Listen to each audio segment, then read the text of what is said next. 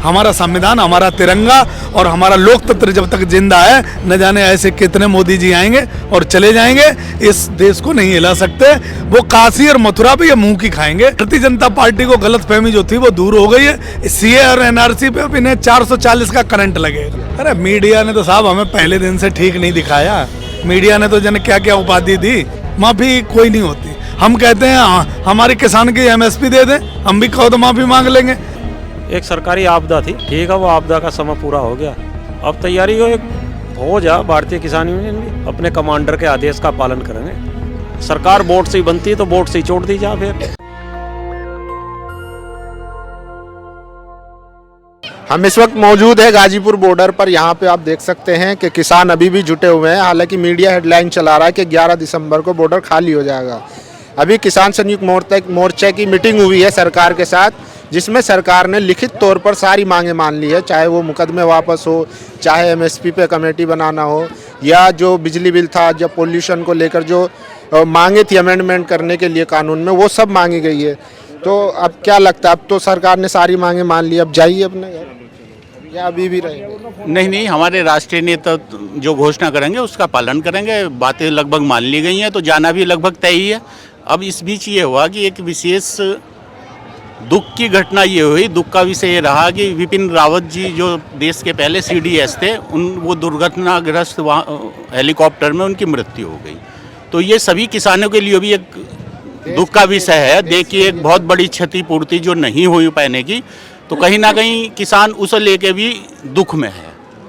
तो यहाँ से जो वापसी भी होगी तो वो एक जश्न के द्वारा होगी, तो ताकि अभी इस दुख से उभर जाएं। तो हमारे राष्ट्रीय नेता भी इसमें जो भी आदेश करेंगे हम उसका पालन करेंगे। अब विरोधाभास वाली कोई बात रही नहीं सरकार के और किसान के बीच, लगभग सब कुछ तय है।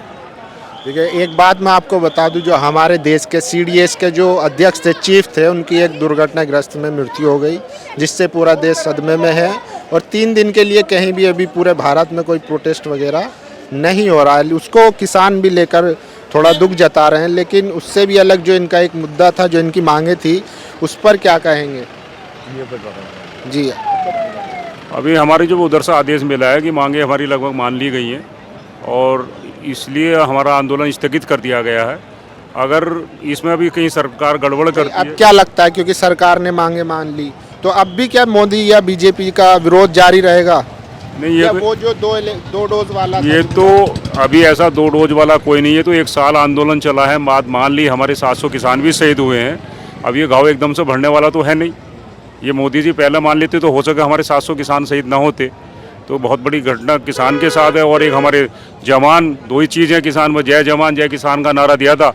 आज जवान एक हमारे जो सीडीएस थे वो दुनिया में नहीं है, तो हम फिर भी दुख में ही हैं। अभी दुख से उबरने उसके बाद कोई बात की जाएगी। क्या लगता है अंकल जी, अब तो बीजेपी को वोट जाएगा, सारी मांगे पूरी होगी? नहीं, सही बात। किसानों को एक साल 14 दिन यहाँ धरना चलाना पड़ गया। किसानों को बहुत आहत, किसानों के शहीद हुए, परिवारों को भी दुख है इस बात का, और हम उसके परिवार के साथ हम हैं। वो आगे जो भी निर्णय होगा हमारे राष्ट्रीय नेतृत्व का, उस समझ वो करा जाएगा विचार। तो क्या लगता है कि क्या अंकल जी, अब तो सारी मांगे मान ली गई है, अब क्या नाराजगी, अब जाइए बीजेपी को वोट? नहीं, मांग हमारी क्या थी भाई, ये तो सरकार ने समस्या पैदा करी थी। एक सरकारी आपदा थी, तो ठीक है, वो आपदा का समय पूरा हो गया। अब तैयारी हो जा, भारतीय किसान यूनियन भी अपने कमांडर के आदेश का पालन करेंगे। और इस बैक होने में भी एक पूरी व्यवस्थित तरीके से समय लगा है। यहाँ सामान है, तमाम ये चीज़ पड़ी। वो तो ठीक है, आंदोलन का समापन हो गया, अभी ऐलान नहीं हुआ आधिकारिक तौर पर। लेकिन मैं ये कह रहा हूँ कि अब जो बीजेपी से या योगी जी से या मोदी जी से जो नाराज़गी थी, वो तो अब ख़त्म हो गई। देखो, नाराज़गी जब मुद्दों को लेकर नाराज़गी रहती है, जनता की सरकार है, जनता के द्वारा सरकार, जनता से भागनी नहीं चाहिए, उसकी सुननी चाहिए।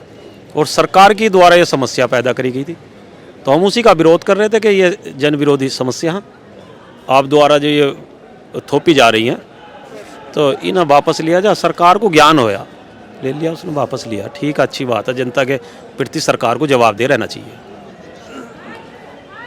तो दो डोज वाला जो था जुमला कि 2022 में देंगे फिर 2024 में, भाई देखो हमारा स्वरूप है राजनीति का, ये तो समय पर बोल रहे हैं। अगर कोई एक विवाद चलता, किसी से राड़ होती और विरोधाभास चलेगा जब, तो फिर तो भाई सरकार वोट से ही बनती है, तो वोट से ही छोड़ दी जा। फिर तो वो समय था। आगे क्या समय बदलता रहे, समय के अनुसार फैसले रहे, आगे समय। क्या लगता है अंकल जी, अब तो आप भी जाइए घर? हाँ, घर जाएंगे। अभी जब ये टिकैत साहब जी का आदेश हो जाएगा, अभी वो आए नहीं यहाँ पर, तो उसके बाद जाएंगे। घर जाके क्या कहेंगे, हम दिल्ली जीत के आए? हाँ, अपनी जीत तो हमारी हुई है। सरकार ने तो हमें बिल्कुल ऐसा वो कर दिया था कि इन्हें तो बिल्कुल बांध दो, जिधर को भी ना हमें ले जाना उधर ले चलो। पर ऐसे किसान मजदूर की जो जीत हुई है जो, और जो है हम ये नहीं कि सरकार, ये तो इन्होंने हमारे खिलाफ कानून बनाए थे, तो सरकार ने ये हम पर जबरदस्ती थोप रही थी। चलिए, और लोग भी हमारे साथ हैं, भी चीज़ें मान ली गई हैं और लिखित तौर पे भी दे दिया गया है कि एमएसपी पे कमेटी भी बना दी। जो मुकदमे हो रखे हैं वो भी राज्य सरकारें वापस लेंगी। अब क्या देरी रह गई? तो जल्दी क्या है भाई, मान लिए जब 1 साल 17 दिन सरकार ने बिठाया तो चले जाएंगे आराम से। अब यहाँ से छोड़ने का भी तो दिल नहीं कर रहा है। देख रहे हो क्या लोगों ने गांव बस गया यहाँ, तो भाई जाएंगे धीरे धीरे। कोई हम अब सरकार ने तो हमें पाकिस्तानी आतंकवादी न जाने क्या क्या उपाधि दी थी, तो इन चीज़ों में अब कुछ नहीं रखा। प्रधानमंत्री जी को समझ आ गई, देर आए दुरुस्त आए, ठीक आए, कमेटी बन गई। अब उन कमेटियों को किस तरीके से, राकेश टिकैत जी ने कहा है, आंदोलन खत्म नहीं हुआ है, स्थगित हुआ है। ध्यान रखना पड़ेगा। मीडिया चला रहा है, खत्म हो गया। अरे मीडिया ने तो साहब हमें पहले दिन से ठीक नहीं दिखाया। मीडिया ने तो जन क्या क्या उपाधि दी, तो मीडिया का अस्तित्व गिरा है इस आंदोलन में। जो मेन स्कीम मीडिया है उस पर जो लोग भरोसा करते थे, उनके एंकरों को भगवान की तरह मानते थे, लोग फोटो खिंचाते थे, अब गिने चुने लोग रह गए जिनका हम सम्मान करते हैं, बाकी वहाँ से वाइट लेते हैं, वहाँ खड़े होते हैं। तो मीडिया की हम बात नहीं मानते। अब हमें अगर कोई जानकारी लेनी है तो हमारा संगठन है, संगठन से जानकारी लेंगे। और देश के और संस्थान है, माध्यम है, और हमारे लिए सबसे बड़ा माध्यम है सोशल मीडिया। तो देश के किसान को बहुत समझ आई है, बुद्धि आई है, और सरकारों के खिलाफ लड़ने का जो साहस आया है वो काबिल तारीफ है। तो अब तो सब नाराजगी खत्म हो गई, मनमुटाव खत्म हो गया। 2022 में 107 किसान करीब हमारे, मतलब 700 से ज़्यादा करीब किसान हमारे खत्म हुए। मोदी जी वापस दे देंगे? नहीं दे देंगे। माफी तो मांगे। अरे साहब, माफ़ी ये क्या हुआ? माफ़ी कोई नहीं होती। हम कहते हैं हमारे किसान की एमएसपी दे दें, हम भी कहो तो माफ़ी मांग लेंगे तुरंत।